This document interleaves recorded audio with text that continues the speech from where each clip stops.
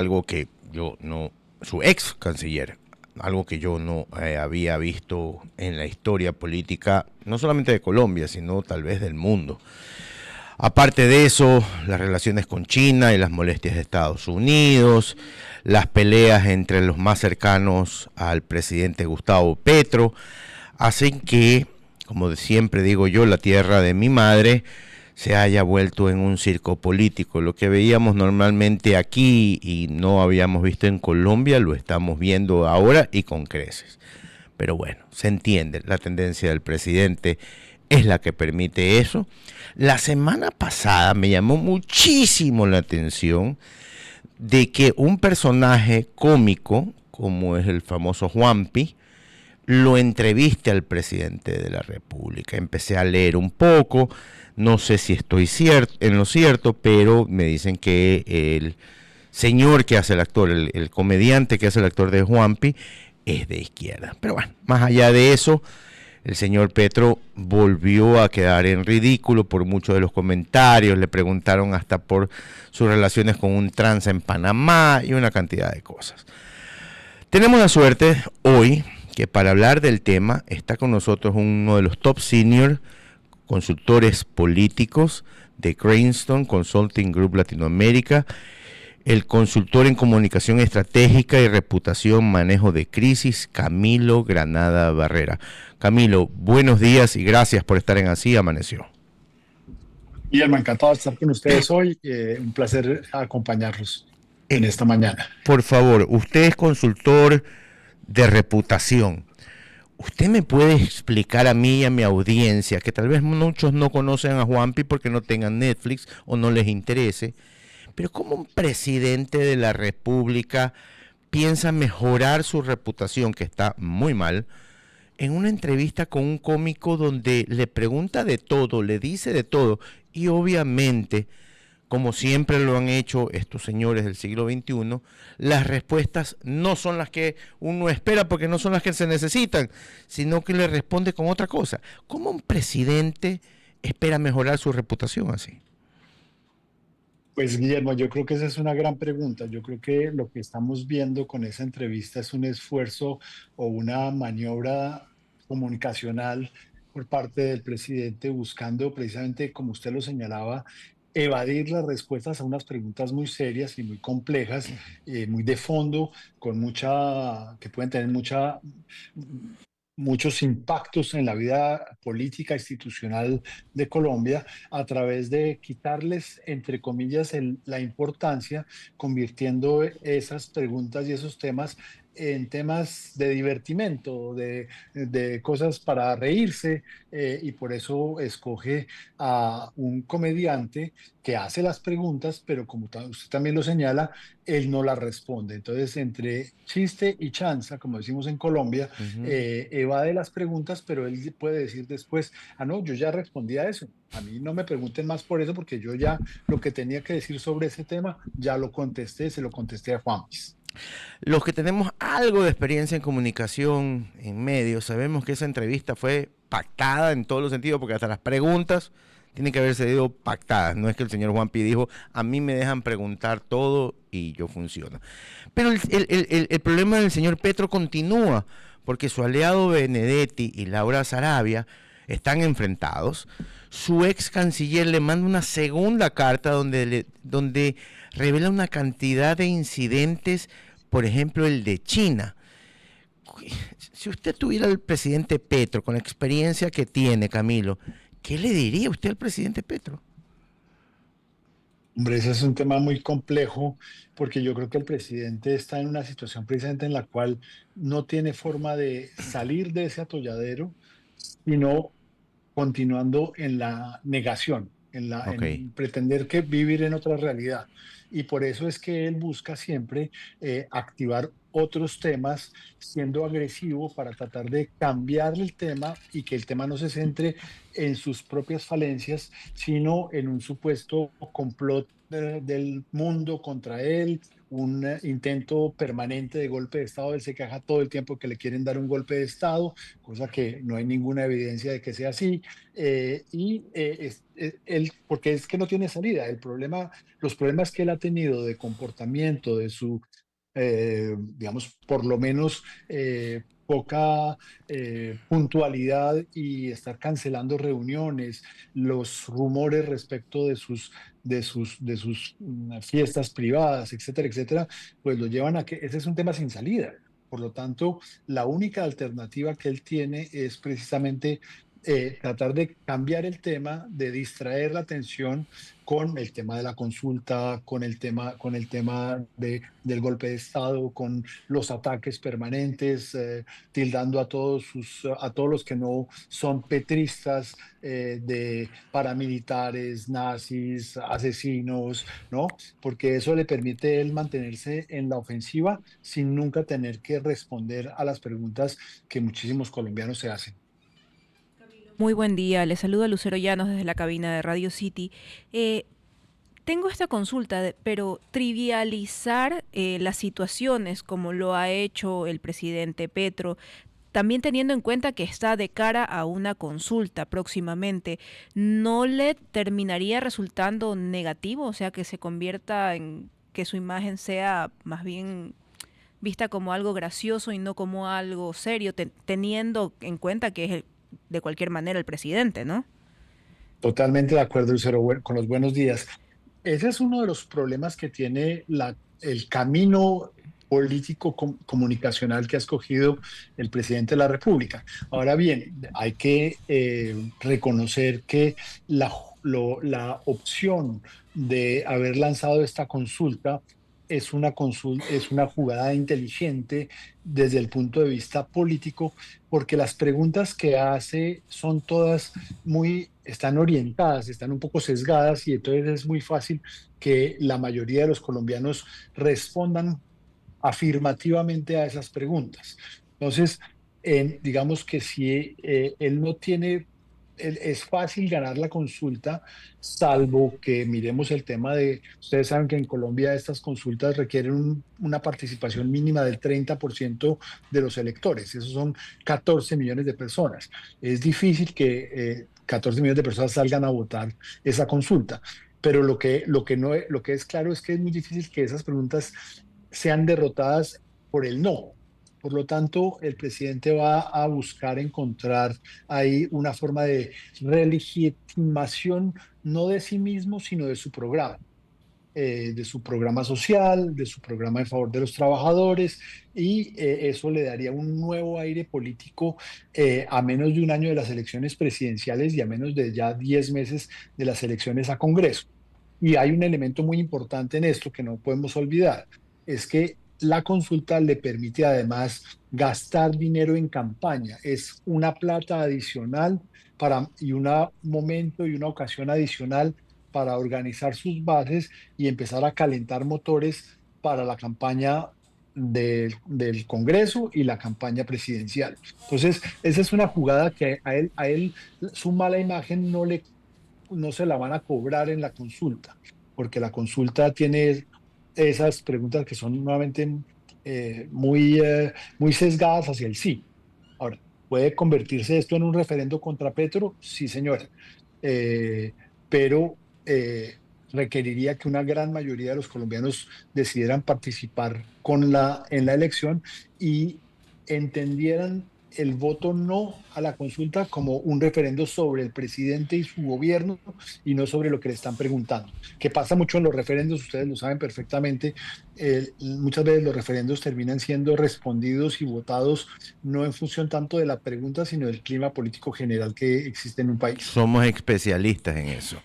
¿Cierto? Especialistas aquí en Ecuador en eso. Hablando de Ecuador, mi querido Camilo, el presidente, se lo pregunté a nuestro amigo Juan Carlos Iragorri hace un par de semanas, ¿a ustedes los colombianos no les impresionó cuando el presidente Petro salió con un trino o con un X hoy en día a hablar una cantidad de mentiras sobre las elecciones de Ecuador? Un video que era de Argentina. Acusaba de haber que había el gobierno, mejor dicho, había encerrado a un líder sindical, a un líder de un movimiento indígena, que los militares se habían tomado las urnas, una cantidad de cosas. ¿Quién le filtra toda esta información a este señor? Porque eso es una mamarrachada. Guillermo, todos quedamos tan sorprendidos en Colombia como ustedes en Ecuador, entre otras cosas porque lo que correspondía en términos de pronunciamiento del gobierno de Colombia hacia un gobierno amigo y en el marco de unas elecciones democráticas como las que sucedieron en Ecuador, era saludar al presidente Noboa y desearle lo mejor y reiterar nuestra voluntad como país de mantener la relación más estrecha y fructífera para ambas partes con Ecuador que hemos tenido siempre. Y ese pronunciamiento lo hizo la canciller de Colombia. Ujú. Felicitó al presidente Noboa, saludó las elecciones democráticas y reiteró nuestra voluntad de trabajo conjunto con Ecuador. Y después el presidente sale de la nada diciendo que es que él no va a reconocer las elecciones hasta tanto no muestren todas las actas y los resultados y que hay Se olvidó un de manto de Venezuela. duda, ¿no? Y claro, entonces uno y haciendo un paralelo con lo que pasó en Venezuela, que realmente es escandaloso ese paralelo, con todo respeto, porque pues obviamente todos tenemos claro qué fue lo que pasó en Venezuela Ujú. respecto del robo descarado de las elecciones por parte del régimen de Maduro.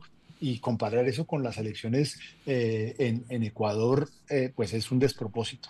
Y nadie entiende por qué. Y nuevamente, su principal Bueno, asesor, su principal punto de consejo y de verificación de la realidad y del manejo de las relaciones exteriores, que es su canciller, se había ya pronunciado antes.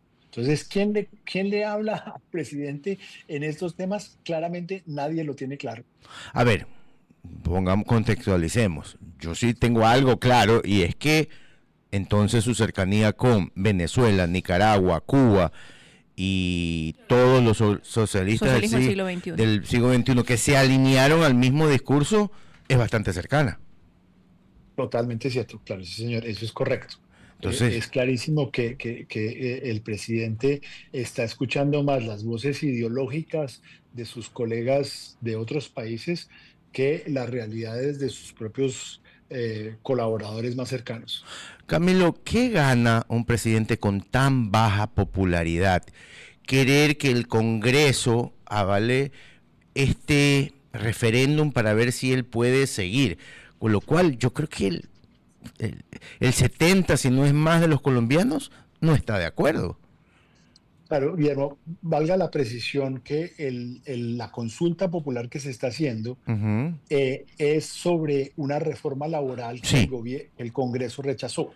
Ujú. Entonces, en realidad, técnicamente hablando, si queremos ser, digamos, muy rigurosos, ninguna pregunta tiene que ver con la continuidad del Ok, presidente o de su gracias gobierno, por la aclaración. no.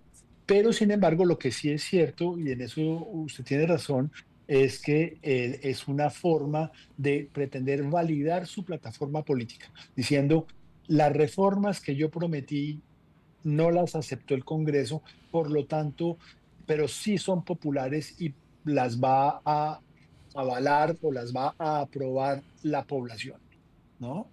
Y ese es el truco que está jugando, porque como le decía a Lucero hace un momento, Ujú. lo que está jugando Petro con esto es adelantar la campaña presidencial, Ujú. poner sobre el tapete una agenda de temática alrededor de los ricos contra los pobres, el establecimiento que rechaza el cambio Siglo contra XXI. el líder popular que sí quiere, a pesar de todo, mejorar las condiciones de vida de los colombianos y que ese trate de volverse el tema, el eje central de la campaña y no lo que debe ser cualquier campaña presidencial, que es qué tan bien o qué tan mal lo hizo el gobierno que está saliendo y cuál es el nuevo rumbo que debemos tomar, si debemos seguir por ese mismo camino o debemos cambiar por completo el rumbo que está teniendo el país. Eso es lo que no quiere Petro. ¿Quién es el Petro quiere, sucesor de Petro, si existe alguno? pues esa es otra pregunta, esa es la pregunta del millón de dólares, pero aparentemente durante mucho tiempo ha habido dos grandes candidatos, Ujú. o bueno, varios candidatos de la entraña, de la cercanía de Petro.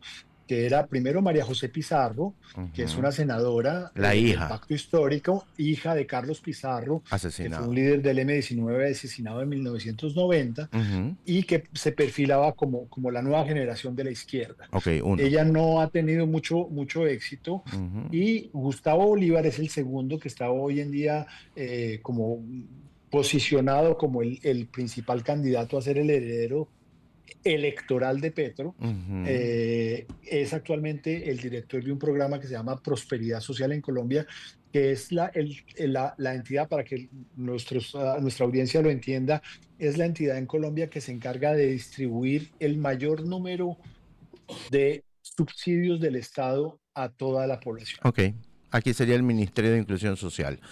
Y, Exacto, sí, señor. y el señor que era alcalde de Medellín, el exalcalde de Medellín, también creo que está peleando por esa posición.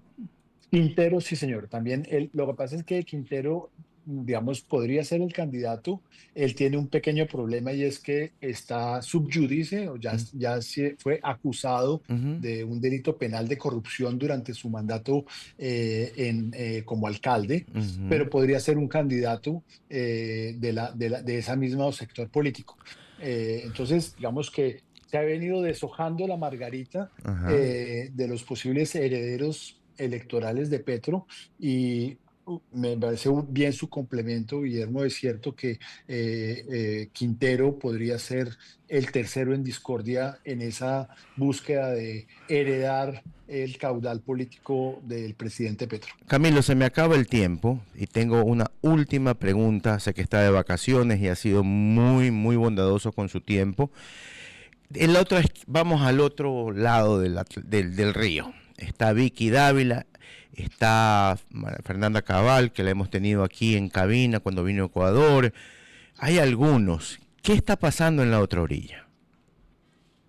Guillermo, la otra orilla también está enredada por varias razones. La primera es que el expresidente Álvaro Uribe sigue siendo un hombre popular, está también metido en un problema complejo Lo hemos legal tratado, sí. en su proceso, Ujú, pero el problema principal del expresidente Uribe es que ninguno de sus pupilos, de sus posibles herederos, que son todos senadores ujú. del Partido Centro Democrático, ha despegado en las encuestas. Y les salió esta competencia por la derecha, que es Vicky Dávila, que es libertaria, que es cercana a Milei, cercana a Bukele, ideológicamente hablando, quiero decir, y les está quitando el aire a la oposición tradicional del Centro Democrático liderada por el expresidente Uribe.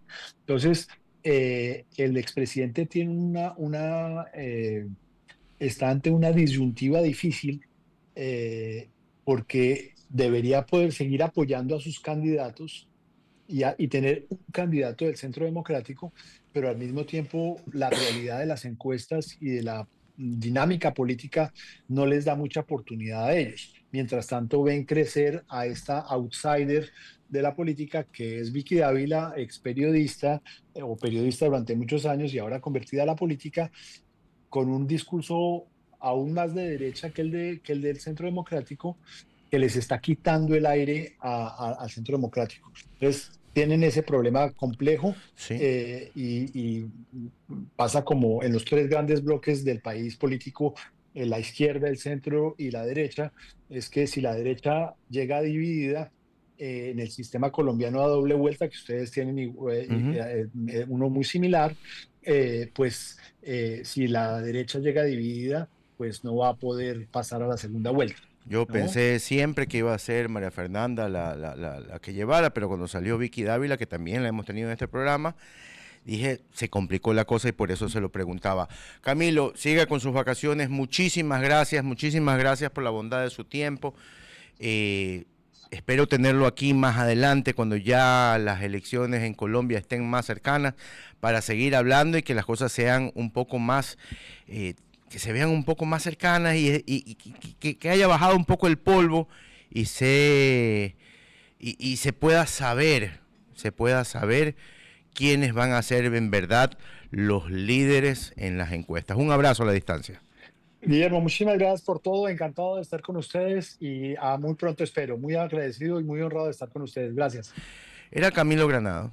Él es un experto en comunicación política, Granada, perdón, experto en comunicación política con más de 30 años de experiencia.